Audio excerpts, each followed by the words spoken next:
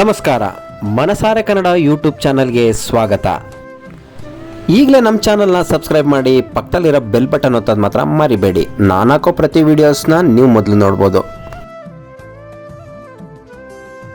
ನಮಸ್ಕಾರ ಸ್ನೇಹಿತರೆ, ನಾವಿವತ್ತಿರೋದು ಪುಷ್ಪಗಿರಿ ಮಲ್ಲಿಕಾರ್ಜುನ ಸ್ವಾಮಿ ದೇವಸ್ಥಾನದಲ್ಲಿ. ಈ ದೇವಾಲಯಕ್ಕೆ ಹೋಗ್ಬೇಕಂದ್ರೆ ಹಾಸನದಿಂದ 32 ಕಿಲೋಮೀಟರ್ ದೂರ ಆಗುತ್ತೆ. ಇನ್ನು ಹಳೆಬೀಡಿನಿಂದ ಕೇವಲ 4 ಕಿಲೋಮೀಟರ್ ದೂರದಲ್ಲಿ ಈ ದೇವಸ್ಥಾನ ಇದೆ. ಹಳೆಬೀಡಿಗೆ ಹೋದವರು ಈ ದೇವಸ್ಥಾನ ಮಾತ್ರ ಖಂಡಿತ ಮಿಸ್ ಮಾಡ್ಕೋಬೇಡಿ. ಯಾಕಂದರೆ ಕೇವಲ 4 ಕಿಲೋಮೀಟರ್ ದೂರದಲ್ಲಿರೋ ಮಲ್ಲಿಕಾರ್ಜುನ ಸ್ವಾಮಿ ದೇವಾಲಯ ಕರ್ನಾಟಕದ ಶ್ರೀಶೈಲ ಎಂದೇ ಪ್ರಸಿದ್ಧಿಯನ್ನು ಪಡೆದಿದೆ.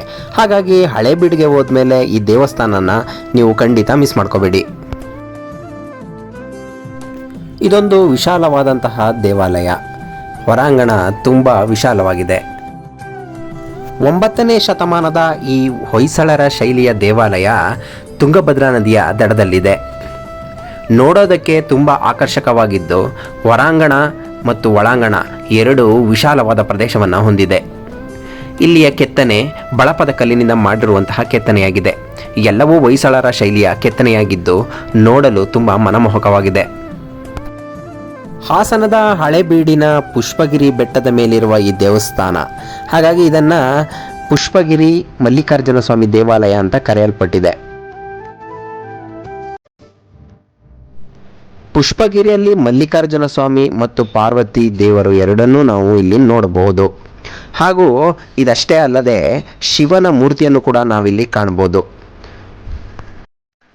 ದೇವಸ್ಥಾನದ ಮುಂಭಾಗದಲ್ಲಿ ಬಸವನ ವಿಗ್ರಹ ಇದೆ. ಹಾಗೆ ಬಸವನ ವಿಗ್ರಹವನ್ನು ನೋಡಿಕೊಂಡು ದೇವಸ್ಥಾನದ ಒಳಗಡೆ ಹೋಗ್ತಾ ಇದ್ದರೆ ಶ್ರೀ ಮಲ್ಲಿಕಾರ್ಜುನ ಸ್ವಾಮಿ ದೇವರ ದರ್ಶನವನ್ನು ನಾವು ಪಡ್ಕೋಬೋದು. ಕಾರ್ತಿಕ ಮಾಸದಲ್ಲಿ ಇಲ್ಲಿ ನಡೆಯುವಂತಹ ಲಕ್ಷದೀಪೋತ್ಸವ ಜನರ ಕಣ್ಮನ ಸೆಳೆಯುತ್ತೆ. ಲಕ್ಷಾಂತರ ಭಕ್ತಾದಿಗಳು ಇಲ್ಲಿ ಬಂದು ಲಕ್ಷದ್ವೀಪವನ್ನು ವೀಕ್ಷಿಸ್ತಾರೆ. ಅದಲ್ಲದೆ ಇಲ್ಲಿ ಶಿವನ ಒಂದು ದೊಡ್ಡ ವಿಗ್ರಹವನ್ನು ನಾವು ನೋಡ್ತಾ ಇದ್ದೀವಿ. 31 ಅಡಿ ಎತ್ತರದ ಶಿವನ ವಿಗ್ರಹ ನಮ್ಮ ಕಣ್ಮನ ಸೆಳೆಯುತ್ತದೆ. 12 ಜ್ಯೋತಿರ್ಲಿಂಗವನ್ನು ನಾವು ಇಲ್ಲಿ ನೋಡಬಹುದು. ಪ್ರತಿ ಸೋಮವಾರ ವಿಶೇಷ ಪೂಜೆ ಕೂಡ ಇಲ್ಲಿ ನಡೆಯುತ್ತೆ. 950 ವರ್ಷಗಳ ಇತಿಹಾಸವನ್ನು ಹೊಂದಿರುವಂತಹ ಈ ದೇವಾಲಯವನ್ನು ಆಗಿನ ಕಾಲದಲ್ಲಿ ರಾಜರುಗಳು ತಮ್ಮ ಸಂಪನ್ಮೂಲಗಳನ್ನು ಈ ದೇವಾಲಯದಲ್ಲಿ ಇಡ್ತಾ ಇದ್ರಂತೆ.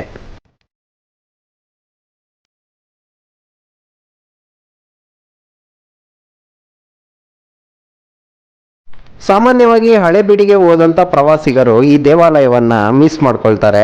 ಹಾಗಾಗಿ ಮತ್ತೊಮ್ಮೆ ನೀವು ಯಾವಾಗಾದರೂ ಹಳೆಬೀಡು ಕಡೆ ಹೋಯ್ತಂದ್ರೆ ಈ ದೇವಾಲಯನ ಖಂಡಿತ ಮಿಸ್ ಮಾಡ್ಕೋಬೇಡಿ.